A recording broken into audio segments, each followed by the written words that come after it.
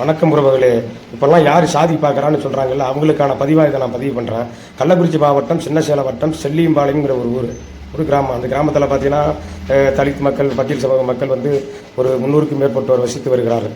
அதே போன்று சாதி இந்துக்கள் அவங்க வந்து பார்த்தீங்கன்னா ஒரு 1700 பேர் அங்கே என்ன பண்ணுறாங்க, வசித்து வராங்க. இந்த நிலத்தை என்னாச்சுன்னா தலித் சமூகத்தைச் சேர்ந்த ஒரு 60 வயது மதிக்கத்தக்க கலீம் என்பவர் உடல்நலை குறைவால் காலமாகிறார், செத்து போகிறாரு. அவர் பணத்தை வந்து எடுத்துகிட்டு போகணும், சுடுகாட்டுக்கு எடுத்துகிட்டு போகணும். எடுத்துகிட்டு போகிறாங்க. எடுத்துகிட்டு போகும்போது என்ன பண்ணுறான், அது பொதுப்பாதை ரோடு, நல்ல ரோடு போட்டிருக்கான், பொதுப்பாதை.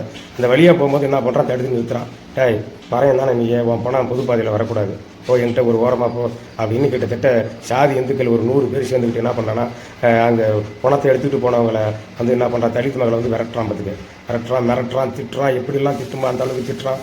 அது என்ன, என்கிட்ட வாங்கி குடித்த நீலாம் வந்து பொது இடத்துல வந்து உன் பணத்தை தூக்கிட்டு போகலாமா அப்படின்லாம் கேவலமாக திட்டி, அசிங்கமாக திட்டி அந்த மக்களை அவமானப்படுத்துகிறான். பிறகு காவல்துறை வருது. காவல்துறையினுடைய உதவியோடு என்ன பண்ணுறாங்கன்னா, அந்த பணத்தை எடுத்துகிட்டு போயிட்டு அடக்கம் பண்ணுறாங்க.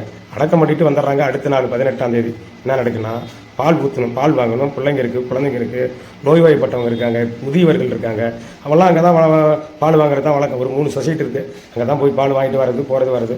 நீ வந்து பறையன் பொதுப்பாதையில் போயிட்டு உன் பணம் போச்சு, அதனால் வந்து உனக்கு நான் பால் கொடுக்க முடியாது, நீ வச்சிருக்கக்கூடிய பால் நான் வாங்க மாட்டேன்னு சொல்லிட்டு மிகப்பெரிய அளவில் ஒரு சமூக புறக்கணிப்பை செய்திருக்கிறார்கள் சாதி வெறியர்கள்.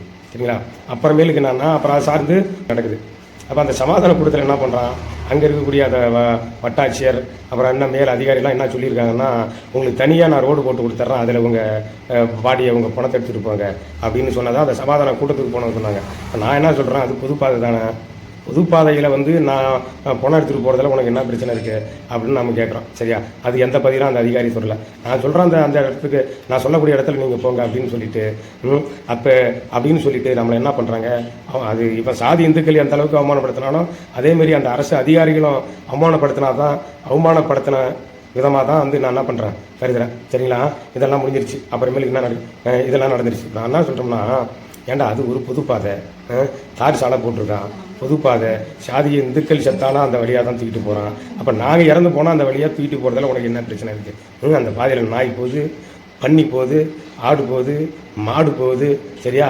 அப்போ எங்களுடைய பிணம் மட்டும் போகக்கூடாதுன்னா, நாயை விட, பன்னியை விட, ஆடை விட, மாட்டை விட எங்களை எந்த அளவிற்கு அவர்கள் கேவலமாக நினைக்கிறார்கள் அப்படின்னு அங்கே இருக்கக்கூடிய மக்கள் எங்களிடத்தில் பதிவு செய்கிற பொழுது உண்மையுமே எங்களுக்கு பெரிய மனவேதனை ஆயிடுச்சு.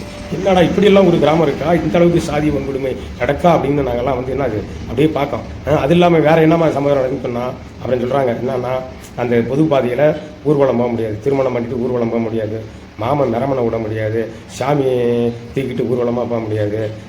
அது இல்லாத பார்த்தீங்கன்னா, ஊர் நடுத்தெருவில் வந்து என்ன இருக்குன்னா ரேஷன் கார்டு இருக்குது. ஊர் தெருவில் அங்கே ரேஷன் கார்டு இருக்குது. அப்புறம் அங்கே போய் பார்த்தீங்கன்னா அங்கே ரேஷன் கார்டு பொருளே வாங்க முடியாதான். அந்த அளவுக்கு சாதி வன்கொடுமை நடமா. இப்போ அரைச்சி இங்கே நிற்காத, தூர போய் நில்லு, எட்ட நில்லு, பக்கத்தில் நில்லு அப்படின்னு வந்து, சரியா, வரைச்சி நீ அங்கிட்டு போ, இங்கிட்டு போ அப்படின்னு சொல்லி பெரிய அளவில் வந்து அவமானப்படுத்தக்கூடிய ஒரு நிகழ்வு அந்த செல்லியம்பாளையம் கிராமத்தில் நடக்க. நாம் என்ன கேட்குறோம்னா, இந்த அரசு, இந்த கள்ளக்குறிச்சி மாவட்ட நிர்வாகம் அந்த மக்களினுடைய கோரிக்கையை ஏற்க வேண்டும், அந்த மக்களுக்கான பாதுகாப்பை வழங்க வேண்டும், வன்கொடுமையில் ஈடுபட்டவர்களை கைது செய்ய வேண்டும் என்பது அந்த மக்களினுடைய கோரிக்கை.